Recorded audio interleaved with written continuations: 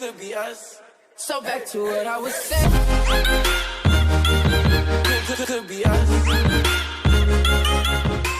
పొగ తాగటం, మద్యం సేవించటం ఆరోగ్యానికి హానికరం. Smoking, drinking injurious to health. రకరకాల ఆసనాలను కూడా మనం నేర్పించడానికి అవకాశం ఉంది. దానికి కొంత శిక్షణ అవసరం.